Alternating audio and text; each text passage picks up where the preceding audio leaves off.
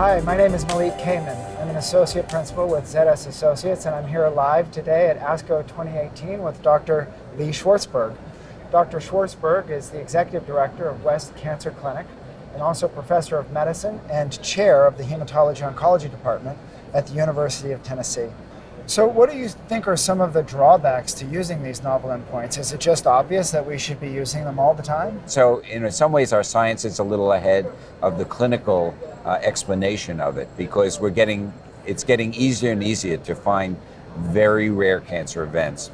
I'm involved in a lot of trials with cell-free DNA, circulating tumor DNA. That was one of the ones I wanted to ask you about. Yeah, it's fascinating technology. It has lots of particular uses, but the one we're talking about right now is, can we monitor for minimal residual disease, and particularly as it relates to breast cancer, where I've been working on, is after primary therapy, if you still have circulating DNA, what is that telling you about what will happen with a cohort of patients? Is it simply a lag time phenomenon, and you're going to see that patient relapse, or can you intervene at the time you're still seeing that and perhaps prolong disease-free survival, or perhaps even cure more patients? So it potentially becomes a prognostic biomarker for who's going to do well versus not well after the initial intervention? You raise a great point. So these biomarkers could be strictly prognostic, they could be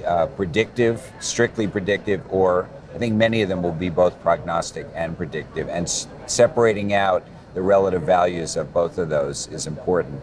I think the biomarker that has been best established as a surrogate marker recently has been pathologic complete response in breast cancer. We now have very well validated meta-analysis that shows if you get a PCR to a brief course of chemotherapy, or whatever the therapy is, you're going to have a better event-free survival and long-term.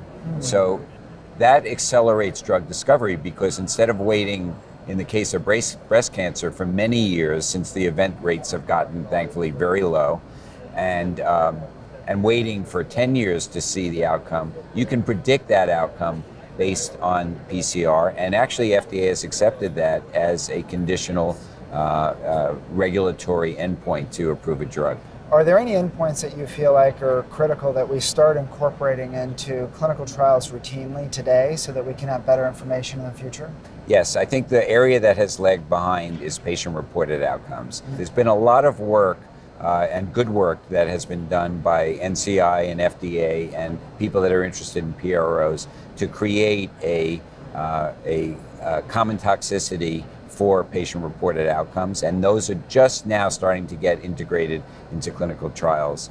I've been involved in collecting patient-reported outcomes electronically for about 15 years, so it's something that's near and dear to my heart. And I think we're also at the point now that we've seen that you can actually have tangible benefit, even to the point of overall survival, as we heard in the plenary session at ASCO before, that we can see that if you measure patient symptoms, and that gives you a better opportunity to act on them routinely, and you can do it now electronically very conveniently, you can get better outcomes. It's really exciting. Well, it's been my pleasure to chat with you today. Thank you very much for giving us some of your time. Absolutely, my pleasure too. Thank you so much.